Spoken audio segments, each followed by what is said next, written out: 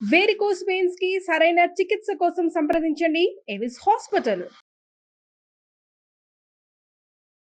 నమస్తే రమగారు. నమస్తే జయ. రమగారు, పూజ గదిని ఎలా ఉంచుకోవాలి, పూజ గదిలో ఉంచుకోవాల్సిన ఫొటోస్ గురించి, దైవార్చన గురించి, దీపం ఎలా పెట్టాలి, ఇలాంటివన్నీ మనం మాట్లాడుకున్నాం కదా. పూజ గదిని అందరికీ చూపించకూడదు, తర్వాత మనం పూజ చేసిన తర్వాత తలుపులు మూసే ఉంచాలి, ఇలాంటివి నేను కొన్ని విన్నానండి. ఇవన్నీ ఎంతవరకు కరెక్ట్ రమగారు? ఇప్పుడు పూజ గది అంటే ఎంతమంది ఇళ్లలో పూజ గదులు ఉంటాయి జయ? పూజకి ప్రత్యేకంగా గది ఉండేవాళ్ళు కొంచెం తక్కువే. పూర్వకాలపు ఇళ్లలో, పూర్వోత్తరపు ఇళ్ళు అంటే ఏనాటివి? నా చిన్నప్పటి ఇళ్లలో భగవంతుడికి ప్రత్యేకంగా ఓ గది, దేవుడి గది అని ప్రత్యేకంగా ఉండటము, ఆ గది తలుపు వేసి ఉంచటము, ఆ ఇంట్లోకి అమ్మాయిల వాళ్ళు, పీరియడ్స్ వాళ్ళు అలా వెళ్ళకుండా ఉండటం, అటు పక్కకి వెళ్ళకుండా ఉండటము, దేవుడి గదిని తలుపేసి ఉంచడం పాతకాలపు పద్ధతి. ఇప్పుడు బాగా పెద్ద పెద్ద ఇళ్ళు కట్టుకోగలిగిన వాళ్ళు, దేవుడికి ఒక గది కేటాయించగలిగే అవకాశం ఉన్నవాళ్ళు, కొన్ని అపార్ట్మెంట్స్లో కూడా దేవుడి గది అంటూ సెపరేట్గా చిటిదైనా ఉంచుతున్నారు. కుదిరిన వాళ్ళే కుదురుతుంది. సాధారణంగా చాలా ఇళ్లలో ఇప్పుడు ఈ మధ్య అంటే ఒక 20 ఏళ్ళుగా, ఒక 15 ఏళ్ళుగా చూస్తున్నాం పూజ గది సెపరేట్గా ఉన్న ఇళ్ళు.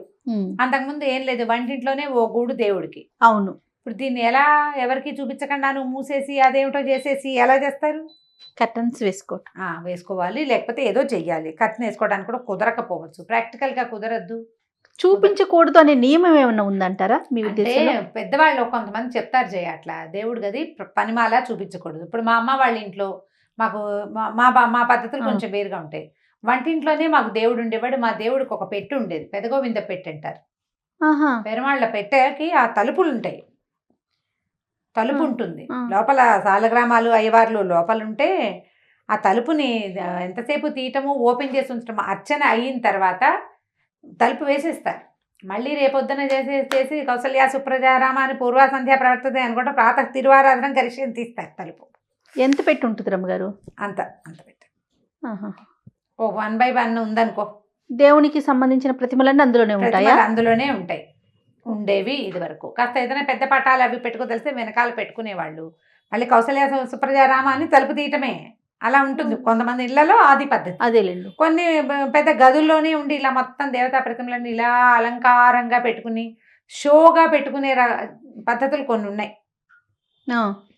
కదా. ఇప్పుడు చూస్తున్నాం మనం దేవుడి గది ఇట్లా లైట్లు పెట్టడము, బోల్డ్ అని ప్రతిమలు, వెండి బంగారు ప్రతిమలు, పెద్ద పెద్ద దీపపు సెమ్మాలు, మన తాలూకు స్టేటస్ని, మన తాలూకు ధనాన్ని అంతా చూపించే విషయంగా దేవుడి గది ఉండటం కూడా ఒక పద్ధతి. ఇప్పుడు లోకం రకరకాల ఐడియాలు. అయితే ఈ దేవుడి గదిని పనిమాల ఎవరికైనా చూపించకూడదు అనేది సాధారణ నియమమే. అది ఇది దేవుడి గది అంటాం అంతే. తెరిచి మా దేవుణ్ణి చూడండి అని చూపించకూడదు. ఓహో, ఎప్పుడు చూపించచ్చు చెప్తాను. అది కూడా మనము సత్యనారాయణ వ్రతం చేసుకున్నాం, దేవుని చూసి దండం పెట్టుకోండి అని వచ్చిన వాళ్ళందరినీ పిలిపించి దండం పెట్టించి పువ్వులో ఏవో వేయించి దండం పెట్టిస్తాం. వరలక్ష్మి వ్రతం చేసుకుంటాం, మా అమ్మవారిని చూద్దురుగాని రండి అని తీసుకొచ్చి చూపిస్తాం. అట్లా ప్రత్యేకమైన అప్పుడే కానీ నిత్య ఆరాధన చేసుకునే పూజని అందరికీ చూపించకూడదు, చూపించేవాళ్ళు కాదు. వచ్చిన వాళ్ళు రకరకాల ఇబ్బందుల్లో ఉండుండొచ్చు, వాళ్ళు ఎక్కడైనా ఇబ్బందికరమైన చోట్లోకి వెళ్ళొచ్చి ఉండవచ్చు. కాబట్టి వాళ్ళని దేవతా వాటిని ముట్టుకోవటము అవి చేయకూడదు. గబుక్కున్న దేవతా మందిరాల్లోకి ప్రవేశించకూడదు, మనమే జాగ్రత్తగా ఉండాలి. వాళ్ళు చూపించినా అలాగే అని మనం యువతలకి రావడం మన మంచి పద్ధతి. కొంతమంది చూపిస్తారు, అది షోలాగా ఉంటుంది. వాళ్ళు ఎంత బాగా పెట్టుకున్నారు దేవుడి గదిని అలంకరించుకోవటం. నిజానికి వాళ్ళ ఇళ్లలో ఆ పద్ధతులు ఏం లేవు, క్రమంగా నేర్చుకుంటారు.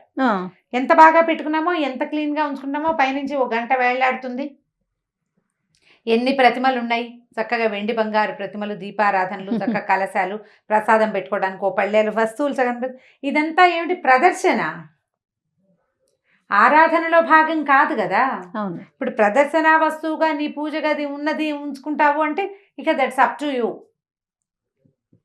కొంతమంది చేస్తారు అట్లా, వాళ్ళకి చూపించుకోవాలని ఉంటుంది. ఇక వాళ్ళని మనం చేసేది ఏమీ లేదు. సాధారణ నియమం అయితే ఇది. సాధారణ నియమం అయితే దేవుడి గది ఊరికే ఒక గ్లాన్స్ చూస్తే ఓకే, అంతేగాని తలుపు తెరిచి ప్రతిదాన్ని ఇదిగో ఇక్కడి నుంచి తెచ్చాం అలా చూపించడం అంత మంచిది కాదు.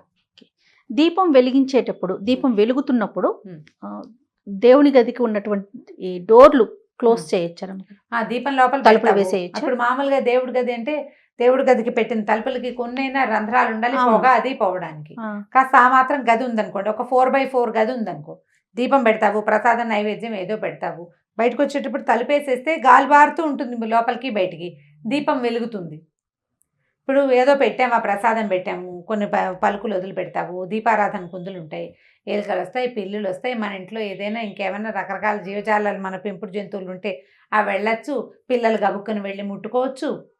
అందుకు దేవుడి గది తలుపు వేయటమే మంచిది. ఎవరైనా అనుకోని పరిస్థితుల్లో ఎవరైనా మన ఇంటికి వచ్చినా కూడా ఆ బార్లా తెరిచి స్వామికి వాళ్ళని చూపించేసేయకుండా చేయొచ్చు. ఇప్పుడు భగవంతుడు సర్వాంతర్యామి చేయడు. ఈ ప్రతి పరిస్థితుల్లో, ప్రతికూల పరిస్థితుల్లో ఉన్న ప్రతి వాళ్ళు భగవంతుడితో అనుసంధానమయ్యే ఉంటారు. అవును. అనుసంధానమయ్యే ఉంటారు. అందులో ఎటువంటి నిర్వివాదాంశం అది. కాకపోతే మనం భగవదారాధన అనేది చేసుకునేటప్పుడు సాధారణంగా ఏం చేస్తారు, చక్కగా స్నానం చేస్తాం, దేవుడి గది శుభ్రంగా తుడుచుకుంటాము, పవిత్రంగా పెట్టుకుంటాం కదా. అవును. నువ్వు ఒక పవిత్రంగా జాగ్రత్తగా చాలా శ్రద్ధతోటి చేసేటప్పుడు అదే శ్రద్ధ అన్ని విషయాల్లో కూడా ఉండాలి కదా మనకి. ఖచ్చితంగా. దేవుడు ఎక్కడ లేడండి, ఈయన ఎందుకు చూడకూడదండి అంటే, ఎక్కడ అన్ని చోట్ల ఉండేటట్టు నీకు ఈ ప్రతిమ ఎందుకు, దీపం ఎందుకు, గాల్లో పెట్టపోతివి దీపం ఎందుకు దేవుడి గది దగ్గర పెట్టేవు. అవును. నీ ఉద్దేశం అది. నువ్వు ఒక ప్రాంతాన్ని సెలెక్ట్ చేసుకున్నావు, ఇంట్లో ఒక రూమ్ని పెట్టుకున్నావు, ఇంకా నిన్ను ప్రతిమలు పెట్టావు, శ్రద్ధగా కూర్చుంటావు, నీవు ఒక క్వాలిటీ టైం దేవుడి దగ్గర స్పెండ్ చేస్తావు ఆ గదిలో కాబట్టి కదా. అలాంటి శ్రద్ధ నీకు ఉన్నప్పుడు నువ్వు దాన్ని మరింత శ్రద్ధగా కాపాడితేనే మంచిది. ఇప్పుడు మొదలుపెట్టిన శ్రద్ధని పూర్తిగా చేయండి చివరి దాకా. అది ఇతరుల దృష్టి నుంచి, ఇతరులు తెచ్చేటువంటి అపవిత్రమైన పరిస్థితులు, వాటి నుంచి, ప్రతికూలమైన పరిస్థితుల నుంచి, నెగిటివిటీ నుంచి మీ దేవతా స్థలం తాలూకు పవిత్రతని కాపాడుకోండి, ట్రై చేయండి దానికోసం. కరెక్ట్ అండి. ఇప్పుడు హాల్లో ఎక్కడో ఒకటే గూడు ఉంది, ఇక్కడ పెట్టావు దీపం, అందరూ వస్తారు, దండం పెట్టుకుంటూ పెట్టినారు, లేకపోతే లేదు, ఇది వేరే కదా. నువ్వు సపరేట్గా ఓ రూము, ఓ ఇది, ఓ జాగ్రత్త ఉంటే అన్నీ జాగ్రత్తగానే ఉండాలి నీకు. అలా చేస్తేనే కదా ఇది పూర్తిగా. అవునండి. అవును. మొత్తం సాటిస్ఫై చేయాలి కదా. అవును. మనం కాదయ్యా బీరువా కొనుక్కున్నాం, దేనికోసం, వస్తువులు దాచుకోవటానికి, జాగ్రత్తకి. బీరువా తలిపేస్తావా, వేయవా? ఖచ్చితంగా తాళం వేసి మళ్ళీ చెక్ చేస్తావా, వేస్తావా, ఎందుకు, జాగ్రత్తకి కదా. ఇక్కడ కూడా అంతే, సూపర్, సేమ్ అదే పాయింట్. కాబట్టి మనం అర్చనలు, ఏదైనా ప్రత్యేక అర్చన మనం దేవుడి గుడిలో కానీ దేవుడి బయట కానీ ఏదైనా పూజలు ప్రత్యేకంగా చేసుకున్నప్పుడు ఆ స్వామిని లేదా అమ్మవారిని దర్శింప చేయొచ్చు, కానీ నిత్య పూజని దర్శింప చేయవలసిన అవసరం లేదు. ముట్టుకోకుండా ఉండాలి, ఎవరు ముట్టుకోకుండా. నువ్వు ముట్టుకోవు అన్నప్పుడు ముట్టుకుంటావు, నువ్వు ముట్టుకోవు, శ్రద్ధగా స్నానం చేయలేదంటావు. మన దగ్గర అసలు సుమన్లో ప్రసాదం కూడా పుచ్చుకోలేదు మొన్న. స్నానం మేము నాన్ వెజ్ తిన్నానమ్మా, నేను తీసుకోను, రేపు తీసుకుంటాను, రేపు స్నానం చేసి ప్రసాదం తీసుకోవడానికి కూడా తల స్నానం చేయాలన్న నియమం పాటించే ప్రపంచం మంది. అవునండి. మరి అలాంటప్పుడు చక్కగా శ్రద్ధగా జాగ్రత్తగా కాపాడుకోండి దేవతా ప్రతిమల్ని, దేవతా మందిరాన్ని. వెళ్ళి వాటిని ముట్టుకోవటాలు, ఎవరింటికైనా వెళ్ళినప్పుడు ఆ మందిరంలో చేయి పెట్టటము అవి మాత్రం చెయ్యబోకండి, చాలా దోషము తక్కువ. వాళ్ళు ఎంత హర్ట్ అయిపోతారో, వాళ్ళు జాగ్రత్తగా కాపాడుకుంటున్న దాన్ని మనం ముట్టుకోవచ్చా?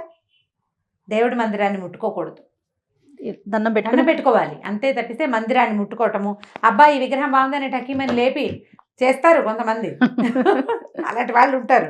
ఆ పనులు చెయ్యకూడదు, అస్సలు ముట్టుకోకూడదు. సో పవిత్రంగా చూడటమే మంచిది. మనం పెట్టుకున్నప్పుడు అది నీకు ఆ పద్ధతి ఉన్నప్పుడు నువ్వు దాన్ని అలాగే కాపాడుకుంటూ తీసుకెళ్ళి ముందుకి. రైట్ రామ్ గారు, నమస్తే. నమస్తే.